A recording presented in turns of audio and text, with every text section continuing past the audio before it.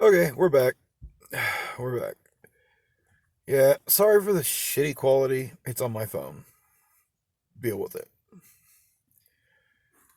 Let's go to our next story. Gonna rewind back to December of '06, January of '07, right around there. December of '06. My fiance at the time, like I said in my previous video, she's sleeping with somebody. I didn't know it at the time.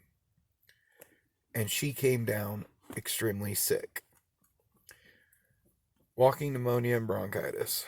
I was taking literal care of her at her house. Her family wasn't doing anything really. I was helping her with everything. Like a good fiance should do, right? Well, we ended up having to go to the hospital. I took her in. They ended up admitting her. And one day she kind of asked me, she was like, I would really like a peanut butter milkshake from Dairy Queen. I was like, sure, fine, I'll go get you one. So I grabbed her keys because at the time, she had a Mitsubishi Spider Eclipse. And I grabbed her keys, ran down, and I decided to go see her dad, which is down the road from Dairy Queen. Her dad worked at a dealership. Well, I walked in, and he said, haven't you been looking for a Cobalt SS? And I was like, yeah, I've been looking at one. He's like, we just got one that's a company demo vehicle.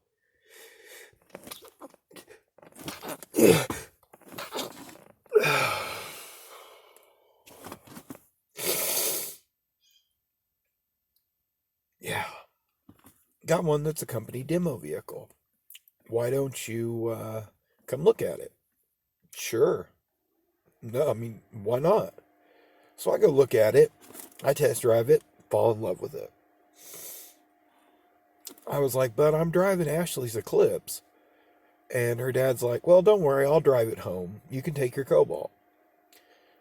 So I go back to the hospital with my Cobalt. Brand new Cobalt SS. Cobalt. 6,000 miles on the thing. And I drive back to the dealership, or I drive back to the hospital. Run upstairs, get to her room. I was like, hey, babe, come to the door, or come to the window. Come to the window. She's like, what? I go, come to the window. She comes to the window, and I start flashing the lights on my car. And I'm like, look at my new car. Look at my new car. She looks at me dead in the eyes and is like, where is my milkshake?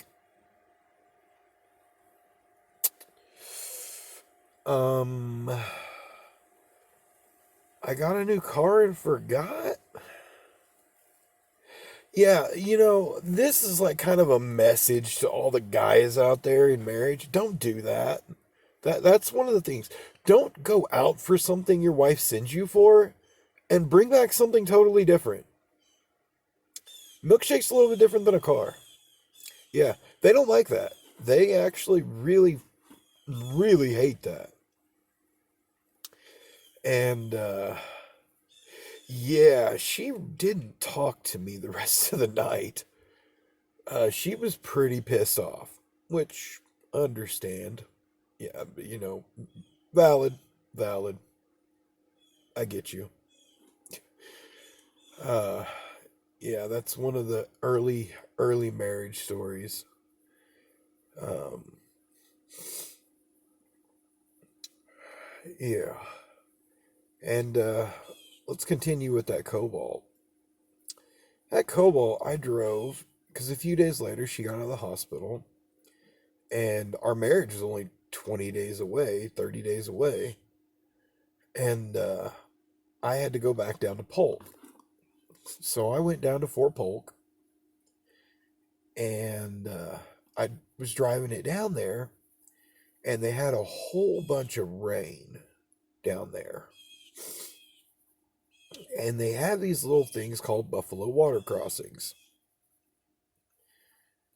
I decided to drive as fast as I could through one of these damn things. I hit it so hard that the car sucked water up into the supercharger and hydrolocked the motor. Yeah, all the guys that are listening to this in chat in the video are like, "Oh shit." I mean, they understand. It's a that's a bad thing. A very very bad thing. That's new motor bad. And I was still 126 miles from Fort Polk. So I had to get a tow for 126 miles. Yeah, that wasn't cheap. It was not cheap at all.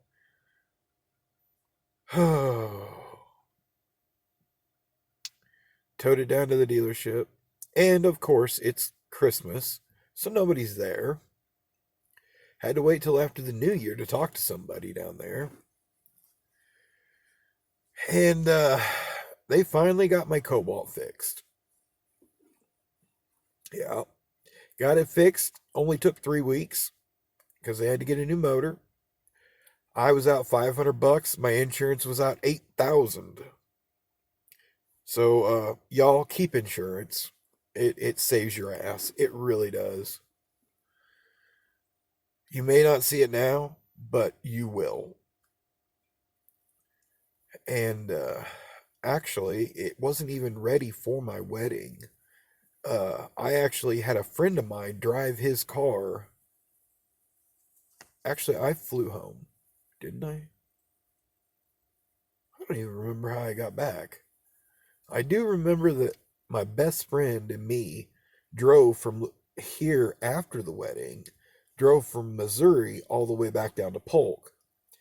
And his little escort, the clutch was going out. So he decided to drive back home. Well, he only got like 50 miles outside of Polk and the clutch just disintegrated itself. It was done. Car was done. He actually left it in some guy's yard and just said, "You can have it," and started walking.